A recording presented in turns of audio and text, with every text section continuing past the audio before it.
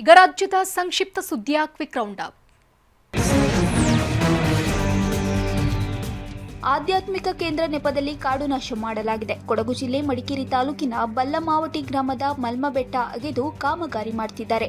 ಅತಿ ಸೂಕ್ಷ್ಮ ಪರಿಸರ ವಲಯದಲ್ಲಿ ಜೆಸಿಬಿ ಹಿಟಾಚಿಗಳನ್ನು ಬಳಸಿ ಬೃಹತ್ ಕಾಮಗಾರಿ ನಡೆಸಲಾಗುತ್ತಿದೆ.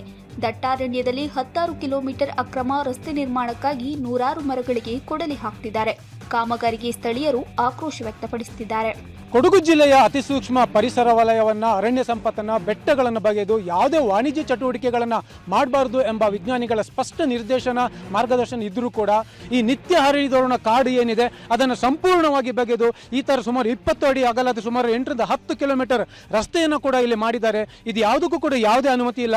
ಈ ರಸ್ತೆಯನ್ನು ಮಾಡಬೇಕಾದರೆ ಈ ರಸ್ತೆಯಲ್ಲಿ ಬರುವಂತಹ ನೂರಾರು ಸಾವಿರಾರು ಮರಗಳನ್ನು ಕೂಡ ಯಾವುದೇ ಅನುಮತಿ ಪಡೆಯದೆ ಇಲ್ಲಿ ನಾಶ ಮಾಡಿರುವಂಥದ್ದು. ಇಲ್ಲಿ ಮರಗಳನ್ನು ಕೂಡ ಇದನ್ನು ನಂದಿ ಮರ ಅಂತೀವಿ ಏನೋ ಗೊತ್ತಿಲ್ಲ, ಬೃಹತ್ ನೂರಾರು ವರ್ಷಗಳಷ್ಟು ಹಳೆಯದಾದ ಮರಗಳನ್ನು ಕೂಡ ನಾವು ನೋಡ್ತಾ ಇದ್ದೇವೆ. ಇಂತಹ ನೂರಾರು ಮರಗಳನ್ನು ಇಲ್ಲಿ ಕಡಿದು ಸಂಪೂರ್ಣವಾಗಿ ನಾಶ ಮಾಡಿದ್ದಾರೆ. ರಾಜ್ಯದಲ್ಲಿ ಮುಂಗಾರು ಮಳೆ ಕೈಕೊಟ್ಟಿದ್ದು ಅನ್ನದಾತರು ಕಂಗಾಲಾಗಿದ್ದಾರೆ. ಹೀಗಾಗಿ ಯಾದಗಿರಿ ಜಿಲ್ಲೆಯಲ್ಲಿ ಮಳೆಗಾಗಿ ರೈತರು ದೇವರ ಮೊರೆ ಹೋಗಿದ್ದಾರೆ.